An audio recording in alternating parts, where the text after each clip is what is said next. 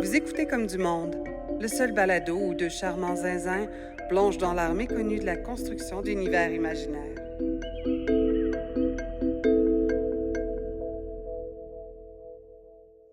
Pardon? Bonjour, Julien. Allô?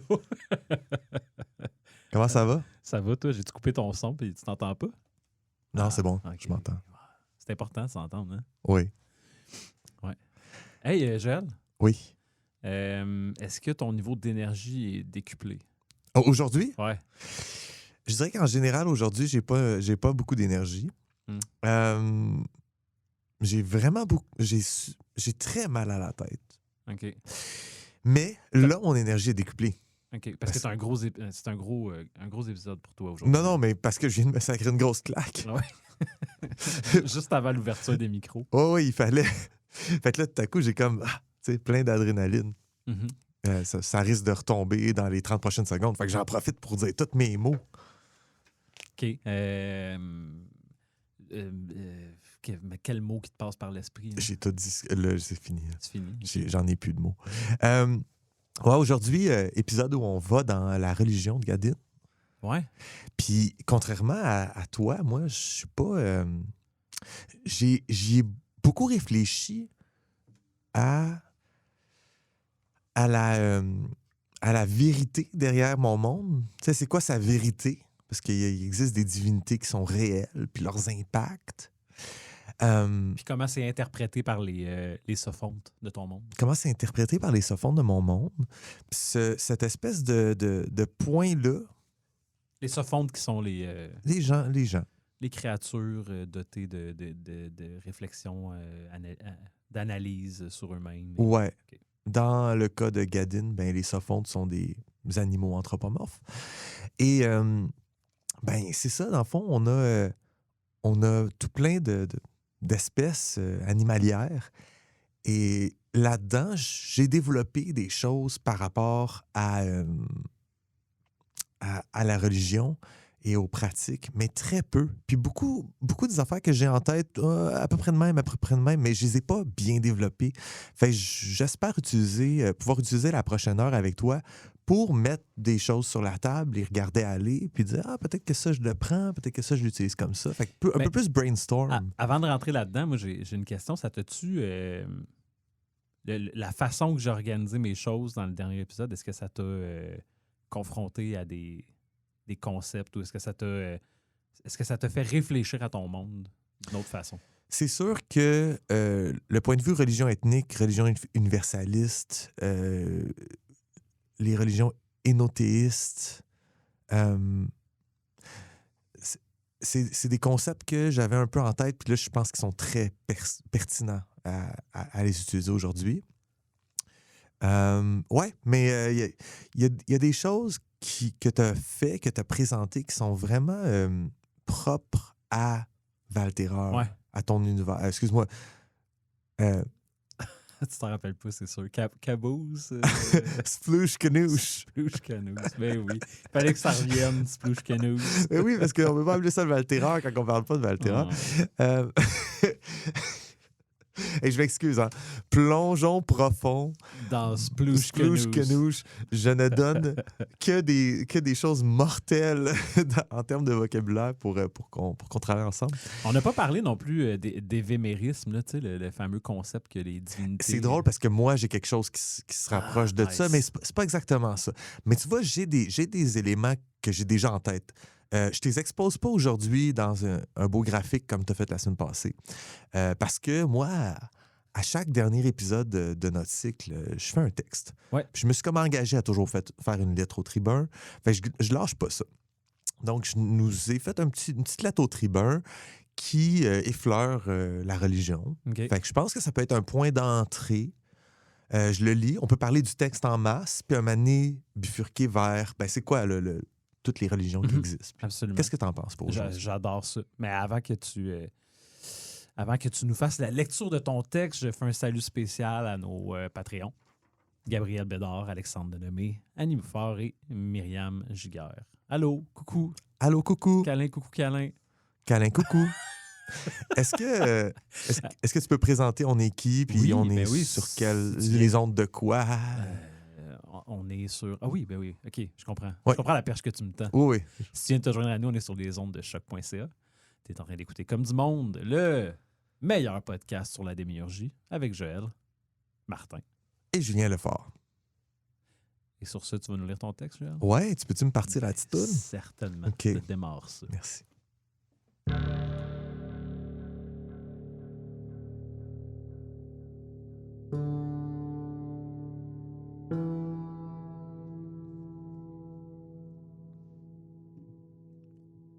Réponse de la centurionne Amis Adzervi. Tribun. L'été dernier, j'ai reçu ma nouvelle assignation.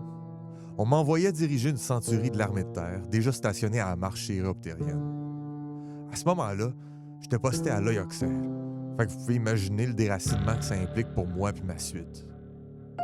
J'aurais bien aimé y aller direct, mais j'ai à mon service 10 aides de camp, 2 cooks, un dépouilleur tout frais sorti du séminaire, puis un écomètre. Des subalternes de confiance, mais aucun hastule là-dedans. C'était évident qu'il nous faudrait marcher. Le plan initial, c'était de quitter les vieux pays par les routes impériales. Une expédition de 4 mois, selon mon écomètre, contre 1 semaine si j'avais simplement volé, mais bon, on a le miel qu'on se jabote, hein? J'ai avisé la cohorte de notre date d'arrivée. Ça le faisait pas pour eux. Le légat Primipile m'a répondu que si je n'étais pas en poste au premier jour de la nouvelle année, je serais rétrogradé pour refus d'obéir à un ordre. En brainstormant, mon dépouilleur a mentionné une autre route. Une que plus personne emprunte de nos jours. Le chemin Tirmios. Il s'agit de remonter un peu le fleuve, traverser le désert jusqu'à la vallée takissienne, puis ensuite suivre les rivières intérieures pour un total de 2 mois et demi de marche, ce qui rentrait d'un temps. L'écomètre lui a vite fermé le clapet en disant que cette route-là avait été déclarée écométriquement insuffisante. Mais tu sais, une trompe, ça trompe. Fait que j'ai demandé au dépouilleur si les sols étaient assez favorables pour quitter le pavé. Il m'a répondu qu'on arrivait en saison sinistre puis que le mycélium nous ferait la vie dure dans les rivières. C'est ce qu'ils disent. Ignore l'écomètre, ignore les dépouilleurs, ignore jamais les deux. Contre toute recommandation, j'ai élu de passer par la vieille route. Après 3 semaines de chemin de terre, on s'est engagé dans le désert. Je pensais avoir tout planifié parfaitement, les réserves d'eau puis de bouffe, les bivouacs, les antivenins pour nos mammifères, mais j'avais pas calculé le facteur camélien. C'est là qu'ils nous ont embusqués. Des fossums d'Arun. On n'a rien vu venir. En plein milieu de la nuit, je me suis ramassé une lame à la gorge, à genoux, sur la dune avec ma suite. Il devait être 50, 60 peut-être, des caméliens flambant nus, sauf pour leur couvre-bosse d'albâtre puis leur coiffe de bronze. Le genre d'accoutrement qu'on voit juste dans les vieux contes pré-conquête. J'avais un aide de camp qui était camélien. Il chignait, il implorait pour sa vie, puis il gesticulait vers nos ravisseurs. Il devait penser qu'il aurait droit à un passe-droit. Et s'il y a de quoi, c'est lui que les fossums d'Arun avaient l'air à haïr le plus. Les Siebrintas vêtis en Siebzana, après tout. Ça me paraissait évident qu'il allait se faire égorger dans les secondes qui suivraient, fait que je me suis paré à l'attaque. Mais mon dépouilleur m'a fait des gros yeux. C'est vrai que j'étais la seule dans la gang qui avait de l'expérience au combat. Si je faisais quoi que ce soit, je condamnais tout le monde. L'aide de camp s'est vidé de son sang, puis son corps a dévalé à la dune, suivi de 3 autres, 2 serpentiens puis l'écomètre. Ils nous ont traînés en chaîne à travers le désert pendant des semaines. Au moindre son, au moindre ralentissement du groupe, ils nous frappaient, nous sliçaient, nous arrachaient un doigt, un membre, une antenne. Chaque fois qu'on passait par un campement, les désertiques locaux nous accueillaient avec une aide d'honneur de matraquage. Au début, je me demandais si c'était avec des os de quel animal qui nous frappait. Un moment donné, j'ai reçu un coup de défense. À ce que je calcule être le 8e jour, la chélonienne s'est affalée, puis elle nous a toutes fait débouler à la dune. Elle arrivait clairement plus à traîner sa carapace au soleil. Ça nous a pris des heures pour la remonter, sa crête. Puis quand on est arrivé, nos ravisseurs l'ont détaché puis passé au cimetière. Mon dépouilleur avait l'air en tabarnak, mais tu sais, on peut pas tout baigner dans le gelée royal. Ça a pris une autre semaine avant qu'on arrive à une oasis. Ayanif était en plein midi. À ce moment-là, on en avait perdu 3 autres à cause des plaies infectés. Il restait moi, mon dépouilleur, un aide de camp formicien puis les 2 cooks. Des fongiens qui, au final, semblaient vraiment plus dérangés par la déshydratation que par les sévices. Ils nous ont tirés jusqu'à une structure troglodyte, une sorte de butte de roche avec des dizaines de balcons sans rampe qui faisant face à l'oasis. Arrivé à mon balcon, j'ai vu la fosse qui m'attendait en bas. Les pieux avaient déjà fait la passe à plusieurs autres prisonniers. Une camélienne en robe verte m'attendait. Elle psalmodiait des vers dans sa langue mâchonnée. Il semblait se passer la même chose ces autres balcons. Je le voyais au regard de la foule qui se promenait de haut en bas. Après ça, j'ai entendu des claquements de mandibules avant qu'un corps de fourmi me passe d'en face. Mon dépouilleur, à un autre balcon, s'est mis à argumenter. Je l'entendais leur dire qu'ils connaissaient des trucs pour irriguer les sols les plus sableux, qui pourraient leur être utiles pour consacrer leur mort, pour qu'ils trouvent la paix dans l'après-vie. Toutes ces affaires-là. À travers tout ça, lui, il avait jamais catché que nos ravisseurs parlaient pas irial. Anyway, je l'ai vu rejoindre l'aide de camp dans le pit. Les cooks puis moi, on allait y passer bientôt. La prêtresse s'est avancée vers moi. Elle m'a détaché, puis du bout de son cimetière, elle m'a poussé dans le vide. Fait que je suis rentré à l'Ogexer. Comme on dit par chez nous, pourquoi regarder la danse si on sait déjà où la bouffe? Depuis, je prends ça relax. J'ai encore un mois off avant de rejoindre mon nouveau poste. Bref, tout ça pour dire que mon dépouilleur pourra pas dire la messe à l'enterrement de votre cousine. J'espère que vous en trouverez un autre à temps. Une bonne journée à vous. Centurion Amis Adzervi. Cacheté par le bureau du tribun. Et l'homme J4, S5, M4, A3, L1, C20. R de ciel. Traduit de l'Irial par le journaux.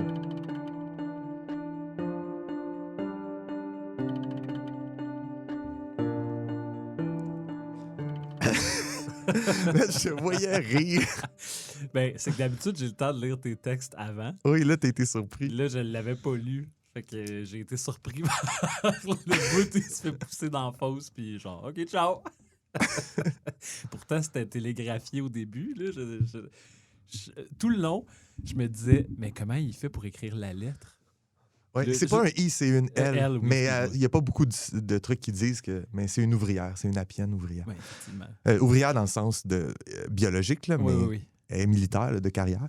Anyway, ouais. Tu comprends, tu sais? Au début, c'est dit qu'elle vole, puis après ça, tu l'oublies. Ben oui, pourtant. Hein, ça a marché? Ça a marché. C'est un bel effet comique. Un petit gag. Ouais. Wow! Tout ça pour dire que mon dépouilleur ne pourra pas être à l'enterrement de votre cousine. Bonne journée à vous. Hey, c'était vraiment bon. Non, j'ai vraiment aimé ça. Ben, je vais le faire comme on fait d'habitude. Oui. Dans le scope du texte. Ouais. Oui, prenons le temps qu'il faut pour parler du texte lui-même. On parlera pas juste de religion après. Mais tu vois comment il traite quand même un peu Absolument. De croyances. Ben, il parle d'un sujet qui m'intéresse quand même depuis longtemps dans Gadin, fait que j'y viendrai tantôt. OK. Ben, je suis content de voir que... Tu trouves-tu qu'il y a comme quelque chose de semblable dans nos 2 textes? Dans ton texte de... Sur la contrebandière, puis... Ben oui. À vous, hein? Ben oui. On a écrit là, pratiquement le même texte, mais dans des... complètement genre... passé dans des collimateurs différents. Tu sais, moi, j'ai un bout où son météomancien dit quelque chose, puis le Bosco dit d'autres choses. C'est drôle parce que les auditeuristes peuvent pas entendre ça, mais ce texte-là, auquel tu fais référence, c'était v'là 4 épisodes. Là. Ouais. Mais oui, mais pour nous, on l'a créé en même temps, puis on se l'est donné en même temps. Fait que... Très drôle. J'ai trouvé ça excellent. OK. Un dépouilleur, c'est quoi exactement? OK. Fait que ça, dans le fond, j'ai décidé que au niveau de l'Empire, il y a des systèmes en place de religieux. Okay. Mais c'est pas nécessairement les mêmes systèmes qu'on pourrait voir dans une religion classique tout le temps, parce que au niveau, genre, les croyances, les dieux, les prières, on met ça de côté pour un instant, puis dans le fond, une croyance importante, c'est qu'est-ce que tu fais avec... Pas croyance, mais une pratique importante, c'est qu'est-ce que tu fais avec tes morts. Mm-hmm, ouais. Ça, j'ai décidé que ça avait beaucoup d'importance dans la religion dominante. Okay. Fait que j'y ai donné un nom, la religion... J'ai pas donné de nom, excuse-moi, à la religion dominante, mais je veux qu'on puisse en parler aujourd'hui. Fait que j'appelle ça le syncrétisme, si est bien. ça va être son nom officiel dans le cadre de nos conversations. Je ne sais pas à quel point qui que ce soit va appeler ça de même diégétiquement. Là, tu sais. Si est bien. Sieb bien. Dans le fond, de Siébien. Sieb. Ouais, ok. Sieb étant la dynastie Oui, absolument. dominante. C'est eux qui sont à l'origine de ça. C'est leur façon de gérer leur territoire. Fait que c'est un syncrétisme. T'es-tu familier un peu? Absolument pas. Un syncrétisme religieux, c'est une religion qui admet d'autres religions. C'est comme une religion parapluie. OK.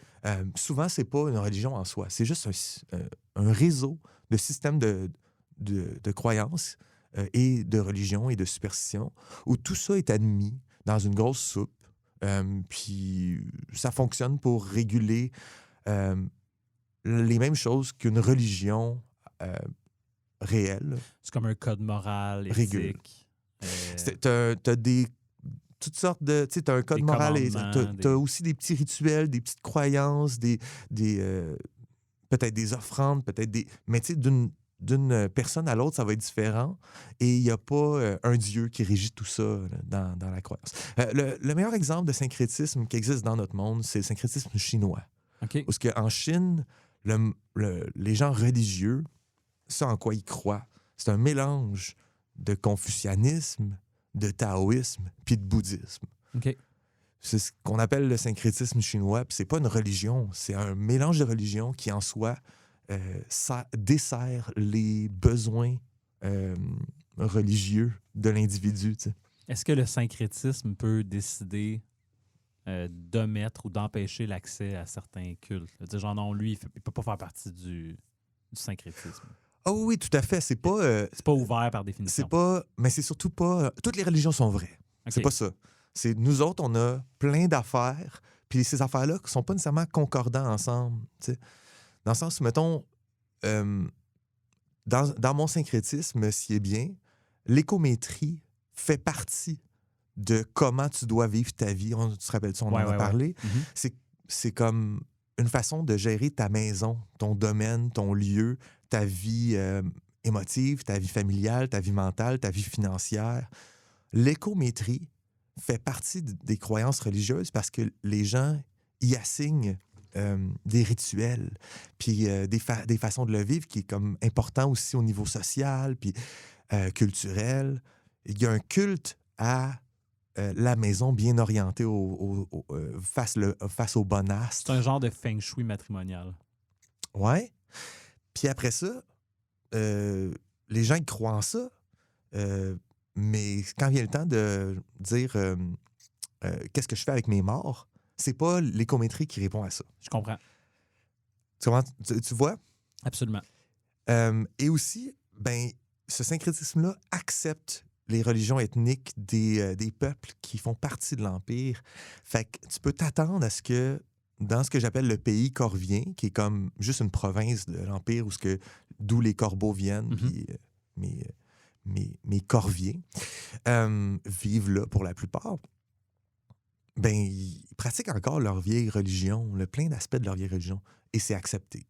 Fait que ça me vient un peu de la façon que l'Empire perse gérait son monde. Absolument, ouais, c'est ça que j'allais dire. C'est comme une façon un peu de maintenir la paix. Absolument. OK. Fait que tu fais un deal culturel, où tu dis « Ah oui, tes affaires de corbeau, oui, il n'y a pas de problème. Tant que tu respectes les grands principes écométriques, tant que tu respectes nos affaires, ton affaire à toi est cool. » Puis là, à l'autre bout du territoire, il y a, je sais pas moi, il y a des fongiens qui ont leur propre pratique, puis ils mettent des masques pour se protéger des démons, puis ah oui, faites vos affaires. Vous n'êtes pas obligé de suivre les dieux corviens, là. Puis les corviens ne sont pas obligés de suivre les dieux fongiens. Il n'y a aucune obligation à suivre ces affaires-là. Mais tu ajoutes ta petite couleur ethnique à la grosse soupe, mais dans ton foyer, à la maison. Tu sais, c'est pas une histoire de genre... Il n'y a aucune représentation religieuse de la religion ethnique des Corviens dans le palais impérial.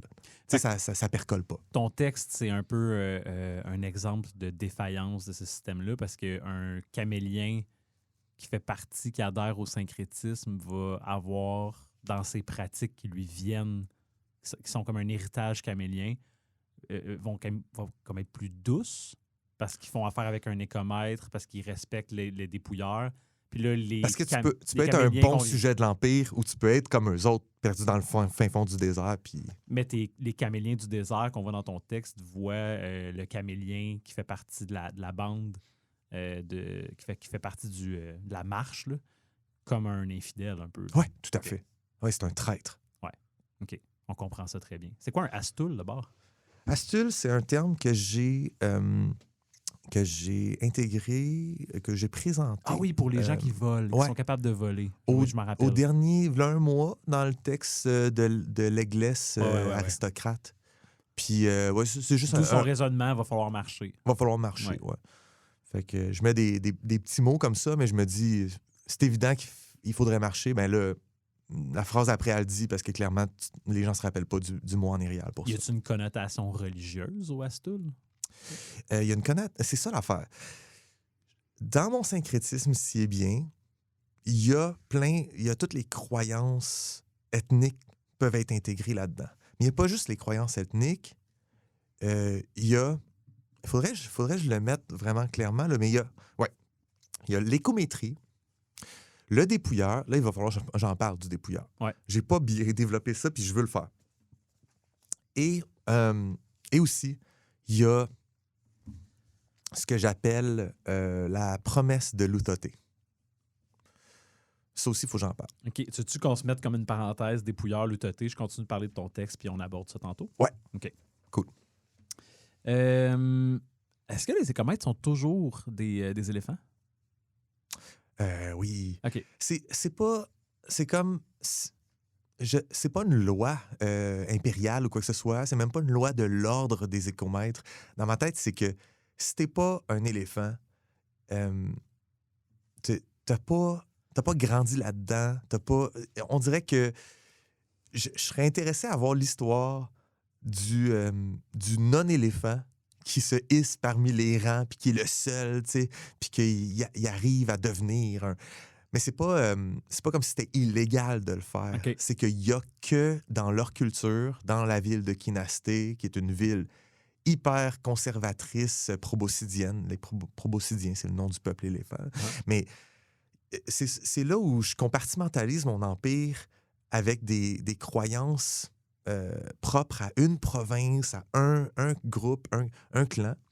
C'est juste que l'écométrie, contrairement à, mettons, à religion corvienne, l'écométrie a réussi à shiner auprès de certains empereurs dans le passé. Un empereur en particulier qui a joué un peu à Constantin. Là. OK. Puis il a fait « Ah, cette gang-là, ça, on adhère à ça maintenant. » Je comprends. Fait qu'il y a un empereur qui a dit « L'écométrie, moi, j'y crois parce que, whatever. » J'ai pas développé, mais dans ma tête, il y avait une pression sociale parce que l'inclusion de la partie du territoire qui appartenait aux éléphants, il y avait beaucoup, beaucoup d'influence puis de force comparativement à la conquête des fourmis ou des corbeaux. La conquête des éléphants, c'était plus comme une alliance un échange de bons procédés parce que les éléphants, il y avait une culture forte puis Très ancienne aussi. Hein? très ancienne. C'est eux qui sont à l'origine de l'Érial aussi. Oui, c'est leur Ok. langue.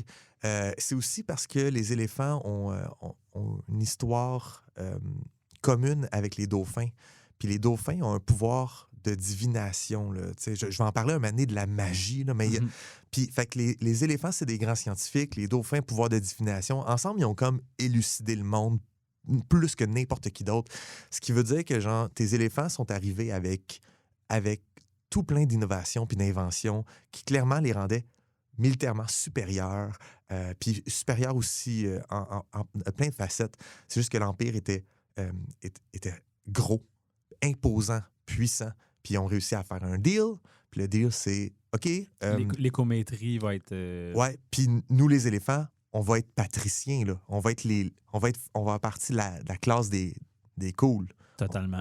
Fait que l'écométrie, c'est dans mon syncrétisme quelque chose de beaucoup plus important que la religion random de n'importe quelle autre race.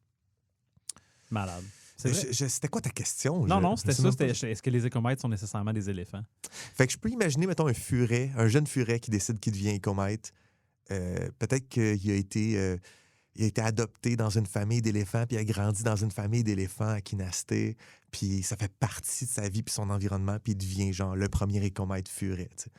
J'imaginerais jamais que ça serait un plébéien, mais je peux pas non plus dire ce n'est que des éléphants. En fait, le jeune furet qui devient écomètre, c'est une belle histoire. Là. Absolument, oui, OK. Ouais. Mais est-ce qu'il y a un trait, un cliché des éléphants? Ben, en fait, j'imagine que c'est parce qu'ils étaient scientifiques puis ils ont démystifié le monde, fait qu'ils appliquent des genres de fondements. C'est pas juste spirituel, il y a comme une logique là, derrière les choix qu'ils font en écométrie. Puis, OK. Oui, c'est comme enraciné dans la science, mais tu sais comment la science, des fois, verse dans la pseudo-science. À certaines époques, surtout de l'humanité, on a fait « ouais, ça, c'est de la science », puis et peut-être que ça n'en était pas, tu sais. Non, mais même, mettons, quand on pense au Feng Shui, il y a bien des... Il y a bien des façons de conceptualiser le Feng Shui, puis tu fais juste comme... C'est du gros bon sens, là, de comment tu te places dans ta pièce, dans ton bureau. C'est de profiter de la meilleure vue, de ne pas être dos à une porte, de pas... Finalement, il y a beaucoup de choses qui font du sens. Puis les heures d'ensoleillement avec les fenêtres aux bonnes places. C'est ça, ouais. Okay. C'est sûr qu'il y a une part de ça qui est de la géomancie, là, qui est vraiment plus... C'est une forme de magie. Mm-hmm. C'est vu comme quelque chose de spirituel, de surnaturel. Ouais. Mais dans l'écométrie, il y a peu de ça. Okay. C'est vraiment là, une affaire un peu plus... C'est basé sur les résultats. Ouais. Fais ça, ça va bien aller. Fait que peut-être qu'il y a des aspects qui sont un peu motivés par, je sais pas, la magnanimité ou le courroux de mes fameux 5 dieux, tu sais. Mm-hmm. Puis que ça a un impact... C'est vu comme de la science pure, parce qu'il y a un résultat. Puis regarde, quand je fais X, il se passe Y. Mm-hmm. Mais il y a peut-être quelque chose de divin à l'œuvre quand même. Malade. OK, je continue. Je comprends que les fossums d'Arun, c'est tes caméliens. C'est les gitans, les peuples nomades désertiques qui sont pas souscrits à l'Empire. OK. C'est des poches rebelles, mais c'est des groupuscules, c'est des villages. Puis ils sont en plein milieu d'un désert qui n'a absolument aucune ressource naturelle. Il n'y a aucune raison d'aller là. Fait que l'Empire les laisse faire dans le sens où ça servirait à quoi de faire des raids en plein milieu du territoire quand... c'est un peu pour ça que l'écomètre puis le dépouilleur dit non, on passe pas par là? Ouais. OK. Je pense que les comètes puis le dépouilleur disent juste non parce que, pour les comètes, ils disent non, on passe pas par là. Ça a été déclaré écométriquement insuffisant. Ouais. Ça veut dire quoi, cette charabia-là? Ça veut dire que le jeu n'en vaut pas la chandelle. L'ordre des écomètres a dit faut plus passer par le chemin de Tyrméos. Mais pourquoi? Il le dit pas. Il dit pas c'est parce qu'on va se faire attaquer. Ouais. C'est juste parce que l'ordre des écomètres a sûrement fait là, il y a trop de chances de se faire attaquer, fait que c'est écométriquement insuffisant. Fait que notre écomètre ici, il n'est pas très clair dans ses indications. Parce qu'il ne sait pas. Probablement qu'il ne sait pas pourquoi. Il sait qu'il ne faut pas passer là parce que ça fait partie comme de la mémoire collective des écomètres. Il faut savoir qu'il est basé à l'œil Auxerre. Puis le siège de l'écométrie est à Kinasté. On parle de 5000 km. Okay. C'est pas... ils se parlent pas souvent. Là. Non, je comprends. Puis le dépouilleur, lui, il veut pas aller là parce que il dit que le mycélium va être rough. Je sais pas si t'as pogné ce petit... C'est un fongique, lui. Non? Non, lui, c'est un furet. Ah oui, effectivement. C'est un furet. En tout cas, ouais, je pense que c'est un furet, mais je l'ai juste pas mentionné. Il était quoi? Je pense que c'est pas important. Whatever. Mais non, il dit il faut pas aller là parce que le mycélium... On est en saison sinistre. Ouais. On est en saison sinistre. Le mycélium va nous faire la vie dure d'un rivière. Fait que ça, c'est pas du tout de la religion. C'est un autre aspect complètement. C'est parce que... Tu te rappelles-tu du mycélium postal? Une affaire que j'ai intégrée une fois, on en a parlé vite. C'était une façon de communiquer, d'envoyer des correspondances, puis qui utilisait le mycélium pour... Par des racines fongiques à travers le continent. Ouais. Ces racines fongiques-là existent. Il y avait comme un danger que la maison du tribun s'affaisse. Ouais. Puis là, tu m'as dit, c'est quoi? J'ai dit, mais c'est une façon, c'est un service de messagerie, télégramme. Mais je sais pas si tu as remarqué, mais j'ai jamais parlé de ça dans les échanges. Les échanges, c'est des lettres. Mm-hmm. Parce que c'est plus opérationnel. OK. Là, pour moi, il y a toute une histoire de qu'est-ce qui s'est passé. Mais en gros, le truc de mycélium, il est parti en couille. Puis il y a du fungus un peu partout dans la Terre, dans l'Empire, qui est pas toujours... qui va semer des embûches, puis qui aime pas l'Empire. Dans le fond, il y a une conscience, Il est pas bienveillant. il est pas bienveillant, exactement. Fait que là, le dépouilleur, qui est un peu plus axé sur les choses comme... Là, on va voir que c'est une forme de religieux, ce gars-là. Là. Un dépouilleur, c'est une forme de prêtre. C'est un clerc. Là, Fait que là, il fait comme, ah non, là, les astres sont pas alignés. Clairement, on va se faire attaquer par le champignon qui nous guette. Fait qu'il y a un système de croyance à travers ça. Puis le dépouilleur, pourquoi j'appelle ça le dépouilleur? On va en parler. C'est parce que il s'occupe de mettre les corps en terre. Ou de sortir les corps de terre. Puis il y a toutes sortes de pratiques par rapport à ça. Et donc, c'est comme l'expert de la Terre. Fait qu'il connaît bien son mycélium, plus que le commun des mortels. Parce qu'il a affaire souvent à creuser pour toutes sortes de raisons reliées à son métier. OK. J'aime ça. Ça me fait penser, le mycélium qui a une conscience, ça me fait penser au film de Super Mario. Oui. Avec, oui. C'est tiré de... Non, j'ai pris mon inspiration du film mais tu te rappelles que le roi, le roi est devenu comme un... ouais. C'est exactement ça. Ouais. J'y ai pas pensé, mais clairement, je l'ai vu souvent quand j'étais jeune. Hein, fait que c'est sous-utilisé dans le film. Fait que vas-y. Ouais. C'est le fun parce que tu parles de où il les amène finalement pour se mettre comme à tous les tuer. Là, puis quand l'abeille se sauve. À une structure troglodyte. Puis à l'épisode 37, tu parlais justement de la signification de ces structures-là. Puis, oui, comme les blocs erratiques. c'est ça? Ouais. C'est ça un peu, la structure troglodyte? Je ne l'ai pas défini ici. Okay. Dans ma tête, c'était une construction. Ah, OK, comme une sculpture. Un bloc erratique, c'est quelque chose qui arrive dans la nature. Mm-hmm. Mais dans ma tête, c'est pas ça. C'est une construction, mais peut-être que c'est excavé dans un bloc erratique. Ça serait cool, en fait. Ouais. Ah oui, c'est vrai, je comprends. Là, parce que c'est avec une dizaine de balcons sans rampe faisant face à l'oasis. OK. Ouais. Mais l'oasis, par contre, tu vois, c'est une structure qui sert un objet naturel qui sert de lieu de rassemblement. Je pense que s'il y a un oasis puis un bloc erratique juste à côté, dans un désert, faudrait que je vois comme géologiquement, y a-t-il des chances qu'il y ait quelque chose de semblable? Mais mettons que je dis c'est ça, puis c'est canon, puis c'est le fun, c'est sûr que c'est un endroit où ça devient un lieu de culte. Ça n'a pas le choix. Les fossums d'Arun vont y assigner une signification. Absolument. Ouais. OK. Ça fait le tour de qu'est-ce que j'ai pour ton texte. J'ai-tu manqué quelque chose? Je sais pas. Avant qu'on fasse un plongeon profond. Avant qu'on fasse notre plongeon profond. Non, mais peut-être... en fait, il y a l'aspect... On peut parler de la religion ethnique des Caméliens. Oui, absolument. Des fossums d'Arun, en fait. Pour moi, c'est la religion ancestrale de beaucoup de Caméliens qui, aujourd'hui, sont juste une partie intégrante de l'Empire, puis ils vivent en ville, puis ils voient pas ça. Là. Le tout premier texte que j'ai livré à Comme du Monde... C'était le Camélien qui faisait des sandales. Ouais. Puis lui puis sa femme, c'est sa femme qui écrivait le texte, puis... dans leur mode de vie, eux autres, c'est des artisans dans un village. Il n'y avait absolument aucune mention de sacrifice, de couvre-bosse d'albâtre, des coiffes de bronze. Puis c'est pas juste parce que je ne l'avais pas encore développé, là, je le développe un peu aujourd'hui, mais c'est surtout parce qu'ils ne croient pas à ça, eux autres. Eux autres ne sont pas là-dedans. Eux autres, c'est des plébéiens complets, complètement assimilés. Ils vivent dans un village sur le bord de la rivière qui est à une couple de kilomètres au nord d'Elormourde, la plus grande ville métropolite de l'Empire. Il n'y a rien pour les Caméliens de l'Empire qui a transpiré dans le syncrétisme. Là. C'est ça. Moi, je pense que ça va avec comme à quel point tu es loin des grands centres. Il y a plus de chances que tu gardes tes superstitions, tes croyances du coin. Fait que les Caméliens viennent de toute la région du sud. Là, on regarde des fois ma map monde, là, mais le gros continent, la grosse partie du continent que j'appelle Gado, c'est le supercontinent. Au centre, il y a un désert. Ce désert-là, c'est Mont-Sahara. C'est immense.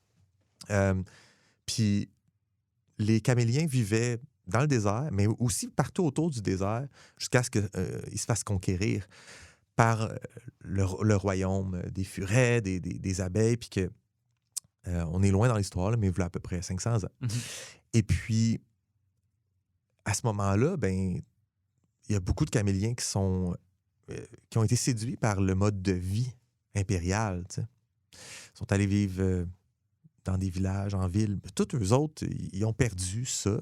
Là, je nous offre une histoire avec un groupe de personnes qui ont gardé ça, mais moi, je pense que cette religion-là est vraiment mourante. Quelques Fossum Darun dans le désert. Là. C'est tout. Là. Quelques petits villages, petits coins d'oasis, des nomades qui se promènent d'une place à l'autre, puis qui continuent à honorer ce culte-là. Il y en a d'autres, parce que c'est comme en plein centre, c'est entre le territoire d'où viennent les furets, puis la ville des Lourmourdes. Fait que le désert, il a beau être entre les deux, tous les caméliens sont allés vivre dans les villes, tu sais. Parce qu'il y a un attrait aussi, j'imagine que c'est difficile la vie de nomade dans le désert. Fait que juste le fait de comme pas avoir à constamment être en combat pour ta nourriture, puis lutter pour ta survie constamment dans le désert versus habiter dans l'Empire, puis avoir un réseau d'aqueducs. Exactement. Je pense que je peux faire un contraste tout de suite avec les Serpentiens. Mais les Serpentiens, ils vivent dans un autre, comme un espèce de sous-continent qui est vraiment décollé de tout mon empire. Puis c'est une province de l'Empire, officiellement. Les Serpentiens sont en train de faire la Révolution, puis la sécession, puis ils ont toujours voulu faire ça. Ils ont une culture qui est forte, leur religion est forte, ils y croient. Tout le monde, à Micitel, c'est le nom de cette province-là, tout le monde, tous les Serpentiens sont très religieux. Puis ils adhèrent pas au syncrétisme, ce qui est bien. Puis c'est pour ça qu'il y a constamment des révolutions, des révoltes. Mais en même temps, ils sont pas plébéiens. Ils sont plébéiens. Les serpents, oui? Oui, dans le fond, tout ce que j'écris en ce moment se passe à une époque très précise où les serpents décident de sécessionner, de briser leur lien avec l'Empire, puis de chasser les furets, puis de reprendre le contrôle. Puis ils veulent réinstaurer leurs anciennes pratiques, leurs cultes qui ont été comme tassés puis bannis. Parce que dans le fond, le syncrétisme, ce qui est bien, qui accepte tout. N'accepte pas. Non, mais ils l'ont fait avec les serpents. Puis les serpents se sont révoltés. Puis là, ils l'ont refait encore. Ils ont reconquis. Fait que là, on est rendu à la, je sais pas combienième. Faudrait que je check. Faudrait que je fasse un choix quelque part. Mais dans ma tête, peut-être la 5e révolution en 300 ans. Là, tu sais. Il y a tout le temps une révolution comme ça. Je pense que notre personnage de loyaliste serpentienne, elle disait « Ah, pas comme mon grand-père qui s'est fait... » Elle chialait contre les maudites révolutions tout le temps. Elle est loyaliste parce qu'elle dit « On peut-tu arrêter avec ça, puis prendre notre place dans l'Empire à la place? » Est-ce que tu as établi une raison qui est religieuse ou culturelle qui fait qu'il y a une incompatibilité entre la religion des Serpentiens puis le syncrétisme? Tu sais, qu'est-ce qui fait que ça saute à chaque fois? Pour moi, c'est avant tout culturel. C'est pas comme notre Dieu nous dit de tuer tous les furets. Non. Mais il y a ça aussi. Parce que la croyance, la religion des Serpentiens, le culte de Sohicil, la bouche pleine, le dragon avec l'œuf. C'est du dithéisme. Là. OK. Il y a Sohicil, la bouche pleine, qui nous protège. Ça, c'est un peu, dans le fond, j'en ai parlé, j'ai postulé un peu sur le dernier épisode. Oui, sur le fait d'y aller avec une dualité qui n'est pas bien mal, mais qui est nous autres, les autres. Ouais. Mais là, la dualité, c'est nous versus les mammifères. OK. Le lait est vu comme une substance c'est vrai. atroce. Il y a des superstitions chez certains serpentiens qui ont jamais vu de lait, jamais touché à du lait, qui pensent que ça va les brûler puis qu'ils vont mourir au contact de cet acide-là. Puis, ils ont comme une divinité qui est la nourrice velue, qui est comme une mère qui allaite, qui est comme un espèce de gros rongeur Ça, c'est la divinité géant. des autres. Ça, c'est le méchant, ça. OK. Puis, fait que toute leur croyance tourne autour du fait qu'un mammifère, c'est le mal. Fait que ils sont jamais loin d'une révolution. Là. Fait que ça veut-tu dire que Contre les furets. leur tu sais. divinité draconesque là, Ouais. a une place pour, mettons, les cafards, La- les apiens. Ouais, la divinité draconesque, elle fait pas ce. Tu sais, dans le fond, le dragon nous protège, nous. Le méchant, c'est un mammifère. Fait que là, de nos jours, après genre 500 ans de conquête, 400 ans de conquête, je dis des chiffres, mais après plusieurs siècles à être sous l'égide de. Tu sais, sous le joug des maudits furets, ben là, c'est rendu une association directe. Les méchants, c'est les furets, les gentils, c'est les serpents. Tous les autres, Choisissez votre camp. Ouais, choisissez votre camp. Il va falloir vous allier avec nous. Il va falloir que vous. Puis clairement, les apiens, les proboscidiens, puis les aquiliens, les abeilles, les éléphants, puis les aigles, qui sont les autres peuples patriciens qui ont du pouvoir, qui ont leur place au Sénat, ils sont vus comme le mal aussi par proxy. Puis les autres plébéiens, c'est mes corviens, mes caméliens, mes fongiens, mes formiciens, puis Ouais. mes chéloniens, les tortues, les fourmis. Ouais. Tous eux autres sont vus un peu comme des alliés potentiels de genre, vous aussi, là, sécessionnez de votre bord. Là. Tout le monde pourrait briser de l'Empire. Là. Mhm. Tu sais, le pays corvien, il est séparé par des montagnes. Là. Vous pourriez poster comme nous, on se poste à Rauschial, l'espèce d'isthme qui sépare la péninsule. Vous pourriez vous poster puis protéger votre terrain puis arrêter de vous faire manger à laine sur le dos. C'est ça. Ouais, Fait je comprends. C'est un peu ça. Puis tous les autres peuples qui n'ont pas rapport dans l'Empire, on s'en fout. Ils sont loin, oui. Mhm. Je comprends. Fait que ouais, la religion est vraiment, vraiment, vraiment forte chez mes serpentiens. Ils ont des pyramides. Je pense que j'en avais parlé. Ils ont comme tout un. Moi, je base un peu ça sur le polythéisme égyptien, mais OK. oui puis non, un peu. Parce que le simple fait que je mette des pyramides, on dirait qu'on va là automatiquement. Mais clairement, je veux briser ça, mais je veux pas que ça ait l'air aztèque ou maya non plus. Mais c'est que ça lui donne une genre d'ancienneté. Là. Quand- Mais exactement. C'est que la religion était là longtemps avant le syncrétisme s'y est bien, puis ils y reviennent toujours. Puis aussi, chez différents peuples, différentes sociétés, différentes civilisations, il y a une importance différente qui peut être accordée à la religion. Tu sais, on dirait qu'il y a comme un genre de degré de fanatisme que tu pourrais donner Ouais. à chaque peuple. Tu sais, comme, mettons, en Grèce, tu avais moins de rituels liturgiques, tu avais moins de regroupements pour... Je parle de l'Antiquité. Oui. T'avais pas des regroupements genre dans des temples de OK, ben là, c'est ce jour-là, puis il faut tout qu'on fasse ça. Non, tu sais. non, c'est ça. C'était quelque chose de plus privé, c'était quelque chose de plus situationnel. Je vis telle situation, c'est cette divinité-là qui va m'aider. Puis, fait que j'imagine que tes serpentiens ont un haut degré de ferveur, mettons. Absolument. Puis. Versus les furets qui sont comme, ben non, c'est les choses de l'État, puis la religion est là. Ouais. tu sais. Je pense que pour mes serpentiens, il y a vraiment il y a matière à ce que je fouille dedans. Tu sais, comme je l'ai dit d'entrée de jeu, là, moi, j'ai pas bien développé mes religions. Tu sais, j'ai plein d'idées, là, je l'ai dit. Mais tu sais, je sais que mes serpentiens, peu importe ce que je le développe à travers un œil fanatique.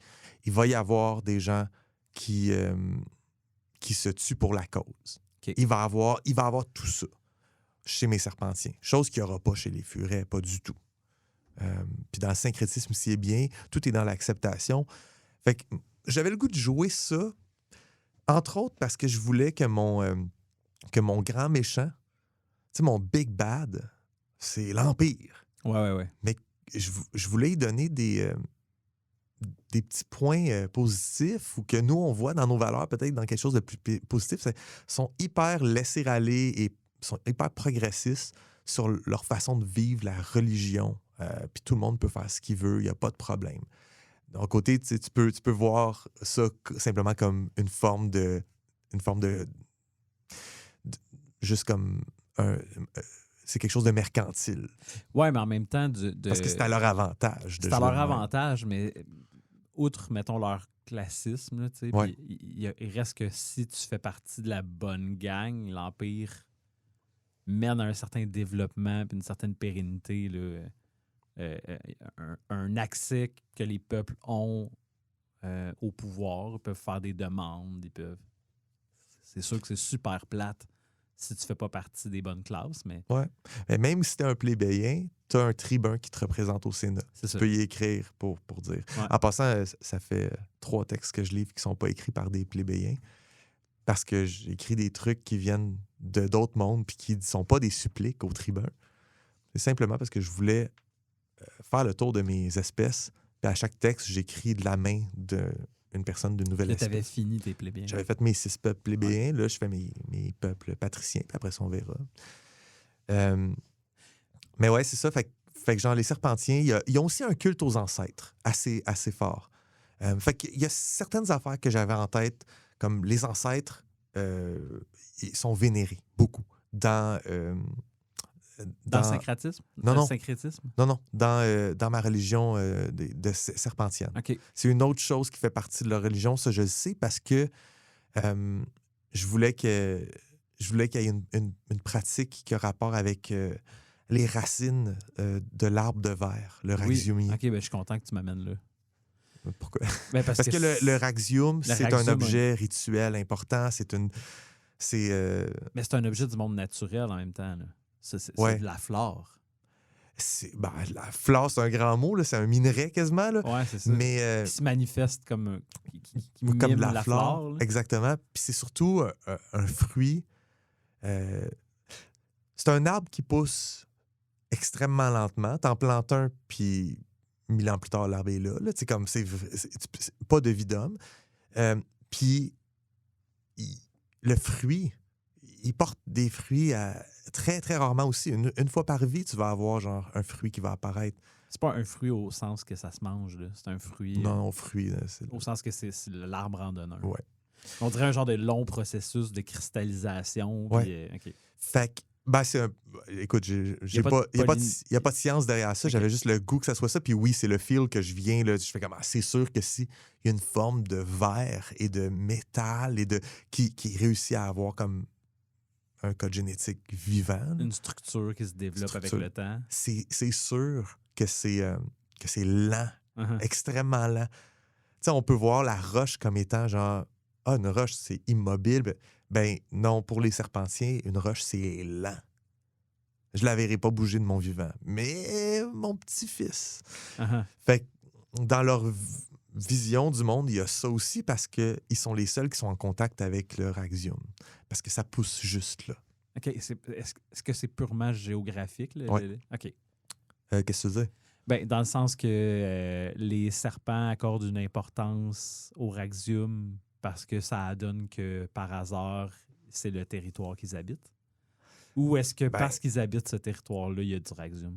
OK, c'est une question de même. Ouais. Non, c'est le raxium pousse là, puis eux autres, ils ont comme vécu à travers ça, fait qu'ils le voient comme quelque chose d'important. Ils gèrent les cendres de leurs ancêtres, sont saupoudrés à la base des arbres. Les arbres représentent leurs ancêtres, les fruits représentent l'œuf du dragon Soïcile. Il y a toutes des pratiques rituelles avec ce fruit-là. Puis le fruit est extrêmement sacré. Tu peux juste y toucher d'une certaine façon. Faut que tu te le mettes dans la bouche. Il y a toutes sortes d'affaires à faire. Si on mélange les cartes, puis finalement, dans ton monde, c'est les Apiens qui se retrouvent dans ce territoire-là. C'est eux qui vont être influencés par le raxium. Tout à fait. OK, je comprends. Tu vois, je suis en train comme de juste comme diviser le lien entre les serpentiens et le raxium, parce que c'est quand même un gros mystère. Là. Ben c'est important pour eux, puis c'est culturellement important. Puis aussi, il y a une forme de symbiotisme, symbiose, qui s'est installée entre les serpentiens et les raxiumiers. Mais si ça avait été les apiens qui avaient été là, ça se serait installé entre les apiens et les raxiumiers. Ouais. Je comprends. Fait que, ouais, je l'avais pas vraiment mis avec beaucoup, beaucoup d'emphase quand j'ai apporté le premier texte sur la raxiumeraie que la mairesse elle a découvert. Là. Mais c'est extrêmement, extrêmement, extrêmement rare. Il y en a une raxiumeraie. Elle l'a découvert. À part de ça, ce qu'il y a, c'est des mythes de raxiumeraie ancestrale, puis un raxiumier par-ci par-là sur Mistel. Mais la fameuse raxiumeraie Qui est une plantation. Là, ouais, c'est Pas une plantation, mais Une un gisement, une si tu veux. forêt avec un gisement, oui. Une forêt avec une prépondérance de cet arbre-là, tu sais, Ouais. parce qu'il y a d'autres affaires autour, puis tout, mais il y a partout plein de raxumiers. Mais elle découvre ça, puis c'est un lieu extrêmement sacré et unique. Puis là, après ça devient une compagnie qui s'en va chercher tout le bon raxium, puis abattre tous les arbres de vitre pour en faire des choses avec la sève de mercure, puis toutes sortes de choses qu'on va découvrir à un moment donné. Fait qu'on pourrait faire l'hypothèse que tous les peuples qui sont éloignés de l'Empire, ils ont chacun leur religion qui leur sont propres. Ouais. Dans le fond, les Cafards ont un Les- système de croyances. Les cafards, ils croient au vieux Krishnouk. OK. Puis c'est tout ce que je sais. C'est comme un genre de Père Noël. Je me rappelle. OK. Le vieux Krishnouk, il y a quelque chose. Le vieux Krishnouk. Puis, Mais le petit gars, il en parlait. Il dit le vieux Krishnouk. Puis je suis comme, OK, il croit ça, le vieux Krishnouk. Je me rappelle plus c'est quoi. je réoriente la conversation de bord. Ouais. Tu te souviens, moi, dans mon organisation, j'avais des religions qui étaient façonnées, j'avais des religions qui étaient un système de croyances, puis j'avais des religions qui étaient factuelles, dans le sens où il y a une influence réelle de ces forces-là dans le monde qui est exercée. On ne peut pas débattre de l'existence de cette divinité-là. Mhm. Elle existe, elle influence son monde réel. Ouais. Un peu comme dans Donjons Dragons, là, les divinités qui vont même avoir des avatars sur le monde Absolument. matériel. Puis toi, dans ta cosmogonie, Ouais. on sait que ton soleil, tes lunes et 2 planètes, si je ne me trompe pas, Ouais. Soleil, 2 lunes, 2 planètes. Fait que 5 astres. qui sont une manifestation divine dans ton monde matériel. Puis Ouais. ça, c'est factuel. Ouais. OK. Est-ce qu'on peut parler d'à quel point factuellement ces choses-là influencent les religions qui ne sont pas factuelles? Ou?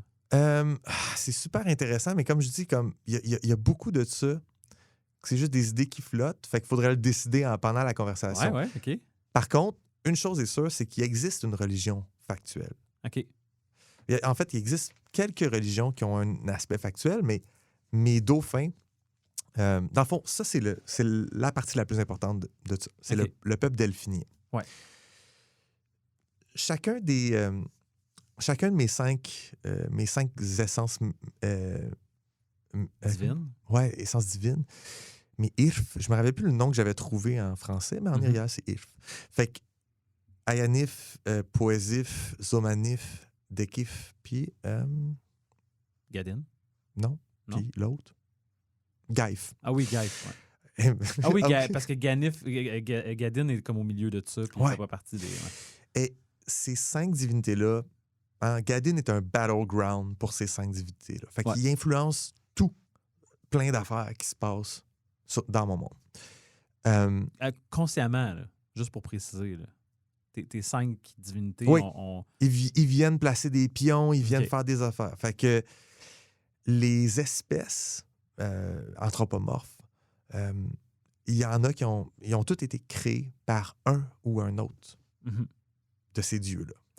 Comme en réponse à un move d'une... tu sais, moi, tiens, je vais faire les Corviens. Les Corviens vont faire telle chose pour moi, puis l'autre divinité va faire comme « Ah ouais, OK, ben moi, je vais faire les... Exactement, OK. Julien, puis tu mets le doigt sur quelque chose, c'est que effectivement, ça se crée comme en réponse et il y a un effet boule de neige. Fait que certains peuples ont comme des particularités qui ont de l'air comme OP par rapport à d'autres. OK. Tu sais, être un Hastul, là, être doué de vol, c'est crissement pratique dans la vie. Ouais. Fait que les Hastur, c'est après avoir fait des furets puis des cochons, à un moment donné, là, il y en a un de la gang des 5 dieux qui a fait comme OK, moi, je vais faire un upgrade sur nos affaires. Puis là, il fait une créature qui est douée de vol. Fait que là, il va inventer les abeilles. Puis il y en a un qui fait comme c'est parce que moi aussi, je suis capable de faire ça. Fait que là, tu te ramasses avec tous les 5 dieux qui ont chacun fait une créature qui a une paire d'ailes puis qui est capable de voler. Il m'en manque une. Aigle, corbeau, abeille, chauve-souris. Perroquet. Ah. J'essayais là, en numéro... Tu sais, j'étais comme... Je pense qu'il y a 12 espèces. En tout, il y a 25 espèces. À 25, mon Dieu, c'est un Puis- multiple de 5. Hein? OK, je commence à... Il y a 25 espèces. Fait qu'il y a un premier round de chacun des dieux qui a mis genre son petit OK. son champion dans l'arène. Puis après ça, il y en a un qui a voulu upgrader puis il a dit moi je repars non, je rajoute ça. Fait que Moi, là, je leur donne la magie maintenant à eux. exactement. OK. La magie, c'est le dernier upgrade. Mais tu sais, il y a eu 5 upgrades, il y a eu 4 upgrades comme ça. Puis ce que j'appelle des upgrades, finalement, c'est pas tant meilleur sur tous les plans. Fait que, tu sais, par exemple, il y en a que ça paraît pas. Je considère que certains de mes peuples, ce qu'ils ont, c'est une intelligence, une influence sur les peuples autour d'eux aussi. comprends. Puis ces peuples-là, finalement, c'est eux qui gouvernent le monde. C'est les furets puis les éléphants, même si les furets puis les éléphants, ils n'en ont pas d'ailes puis de magie. C'est la génération 1, les furets et les éléphants. C'est ma génération.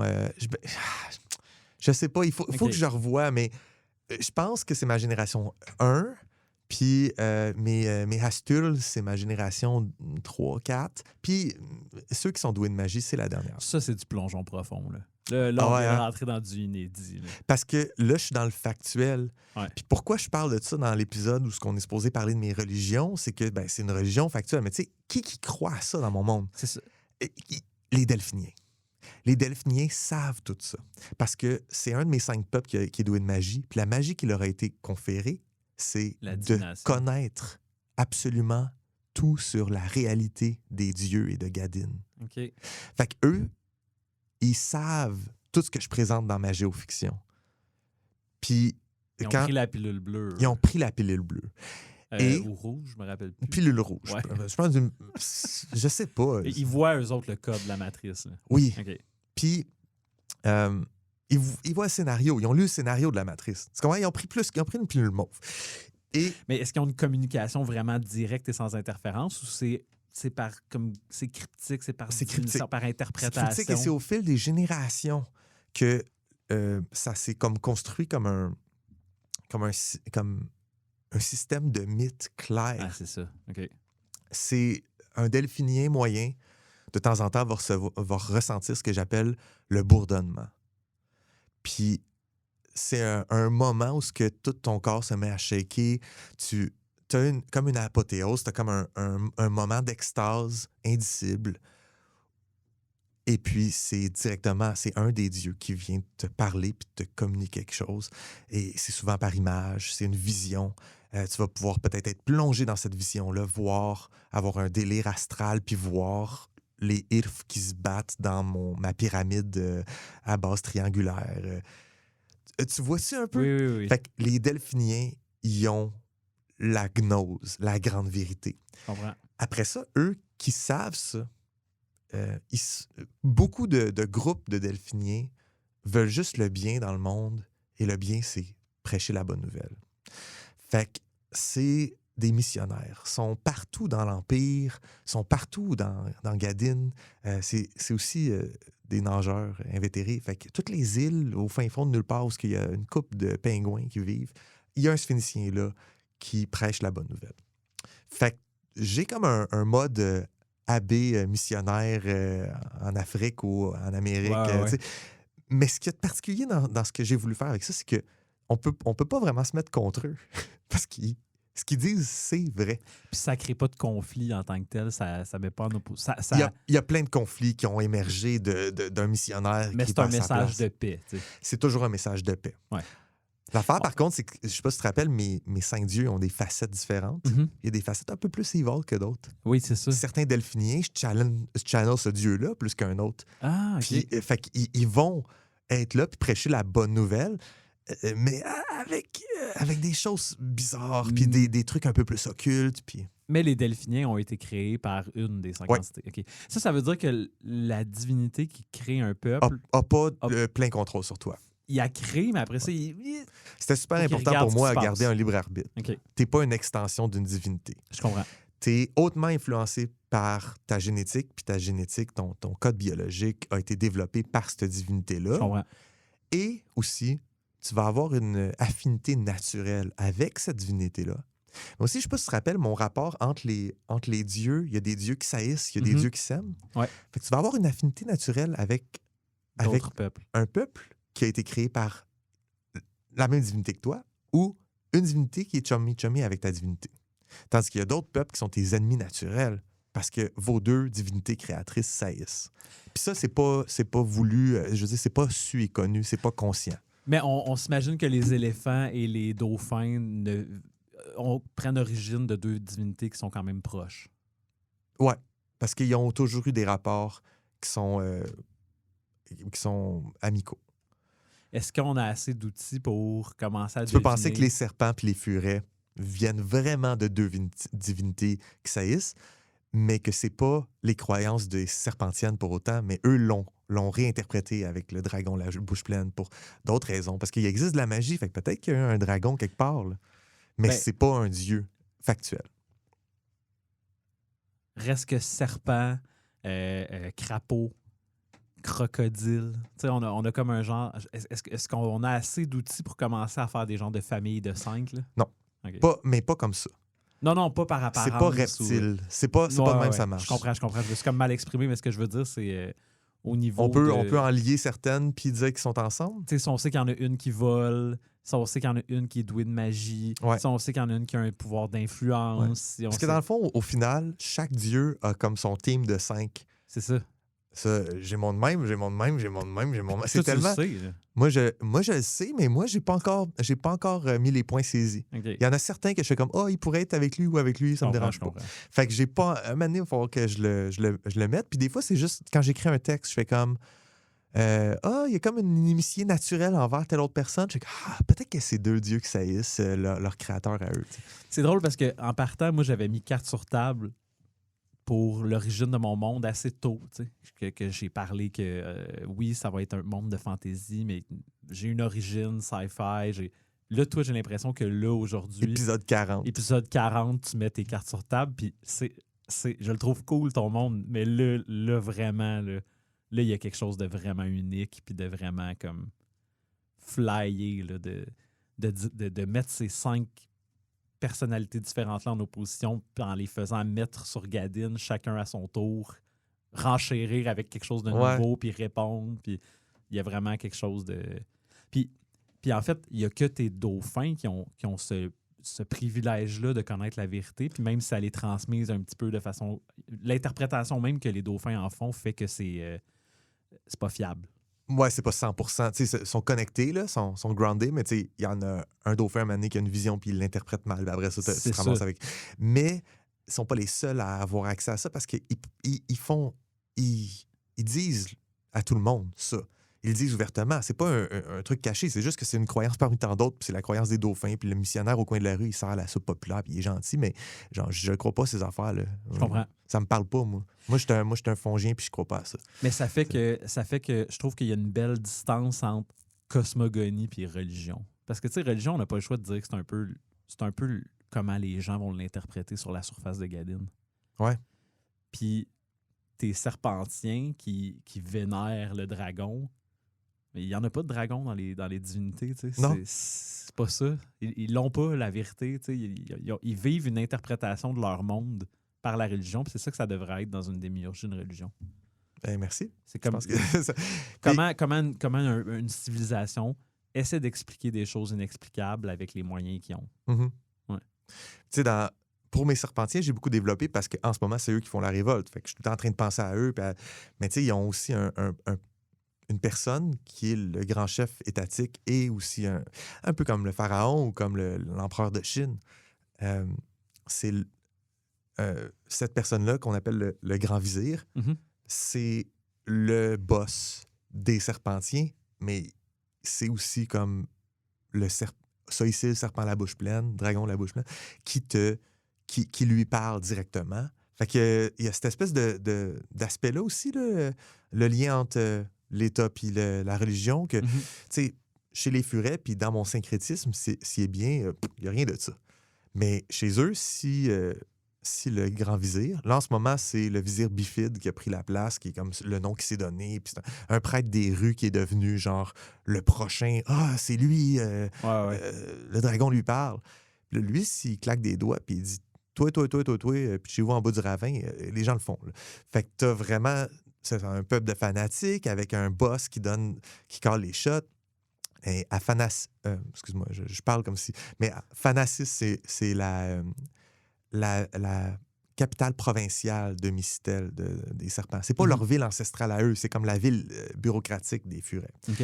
Puis Sirangfi, c'est la capitale ancestrale des serpents. Puis Zinziefi, c'est une autre ville vraiment avec une importance religieuse. J'ai comme 3 grandes villes. Il y a plein de dauphins partout dans ces villes-là qui essayent de prêcher à des serpents. Ça marche pas, mais pas en tout. Et en ce moment, ils se font bannir parce que plus ça avance, plus que les serpents, ils veulent rien d'autre que des serpents chez eux. Est-ce qu'il y a des anomalies?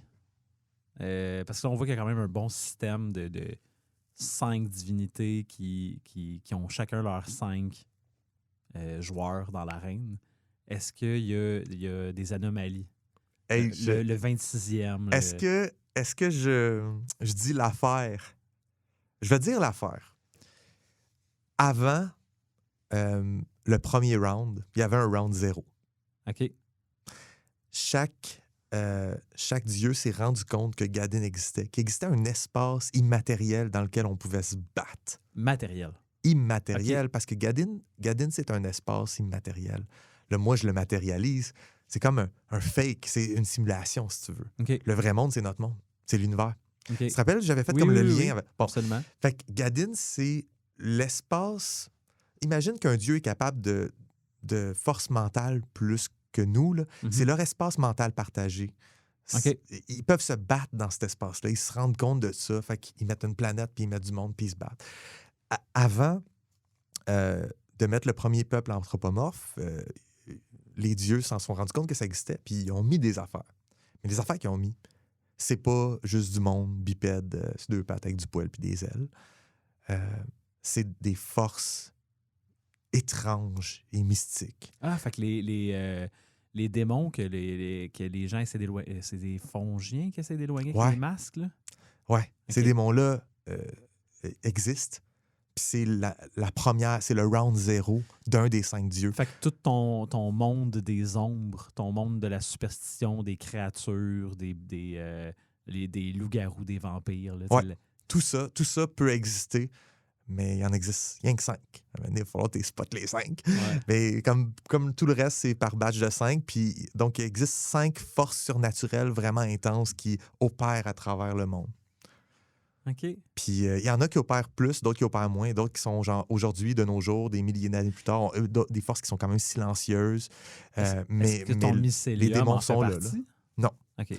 Mycélium, c'est juste un truc qui s'est passé. OK.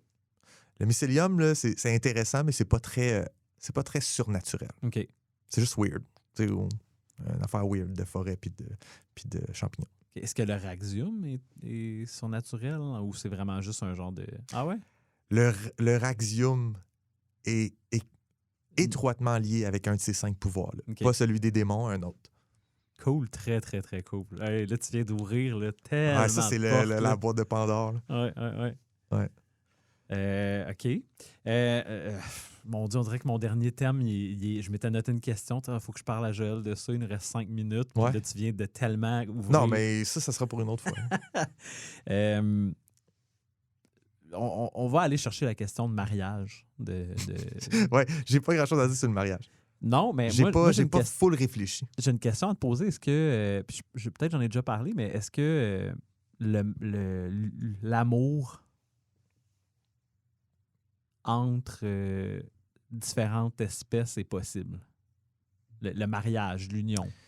Je sais qu'on a parlé d'une hypothétique aventure entre un aigle et un corbeau. C'est vu comme quelque chose d'extrêmement tabou OK. dans l'Empire. J'ai pas vraiment pensé à ça ou développé ça ailleurs que dans l'Empire. En fait, j'avais des... Oui, parce que je pense que pour mes... Là, j'en parle jamais de Kotwe. Kotwe, c'est le continent qui est au nord dans la map, là, qui est au nord puis qui est comme complètement déconnecté puis qui n'a pas rapport. OK. C'est les ours, les félins, les pingouins habitent là, puis OK. les araignées. Je parle jamais d'eux autres. Ouais. Ils n'ont rien à voir avec mon empire. Eux autres, ils ont un autre système, on en parlera un moment donné, mais je pense, eux autres, je pense que c'est débridé à ce niveau-là. Il y a OK. toutes sortes d'affaires qui se passent.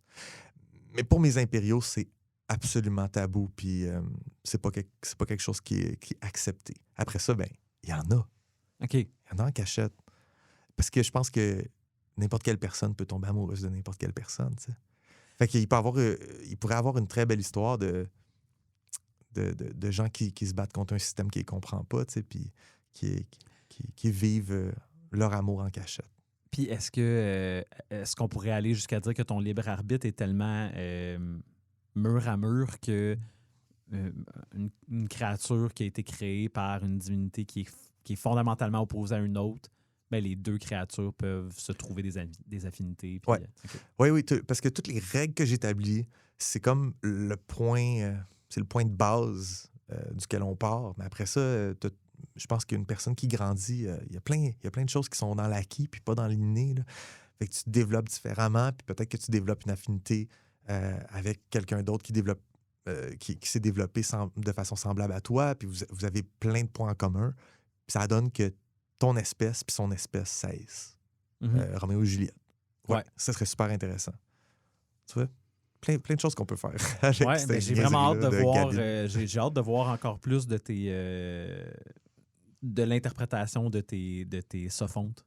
Comment ils inventent leur religion, d'où ça vient, leur croyance, puis tout ça. Parce que C'est ça, mais tu sais, j'en ai 25, là, et c'est beaucoup de travail à en faire pour 25. Fait que j'y vais pas à dire, genre, j'ai développé tout d'un coup. Je fais comme, quand mon histoire me mène dans les pattes des crustacés, là, je commence à checker qu'est-ce qu'ils pensent mes crabes. À date, on parle jamais des crabes. Fait que pourquoi me faire chier, tu sais? Il y en a, là, ça nous prendrait un genre de liste énumérée parce que je me rends compte que, tu sais, Il y en a on 25. n'a jamais parlé des crabes, des ours, des araignées. Parce qu'ils habitent super loin de l'Empire. Ouais. C'est un monde, hein, c'est une planète. Fait que je fais comme, j'ai déjà un empire qui inclut beaucoup des peuples. Et ces peuples-là, tu sais, oui, ils peuvent venir faire un tour dans l'Empire. Ils sont considérés pérégrins. Puis il y en a qui habitent à Elurmourd parce que c'est la ville où ce que tout le monde se ramasse. Mais il y en a très peu. Tu sais. OK. Bah, c'est tout pour aujourd'hui, Joël. Vraiment. Yes. Mais on se revoit la semaine prochaine pour un autre thème Ouais. de démiurgie. Ce ne sera pas une plongée profonde, mais on va explorer... Un plongeon profond, un Julien. plongeon profond. On va explorer un autre. Voyons, un autre où est-ce que t'as la tête? C'était le fun, Julien. Ouais, bye bye. Bye-bye. Comme du monde, un balado signé Joël Martin et Julien Lefort. Écrivez-nous au comedumondepodcast@gmail.com. Participez à la conversation sur Discord. Abonnez-vous au balado sur votre plateforme préférée et suivez-nous sur Instagram, YouTube et Patreon. Tous les liens sont dans la description. Merci d'avoir écouté Comme du monde.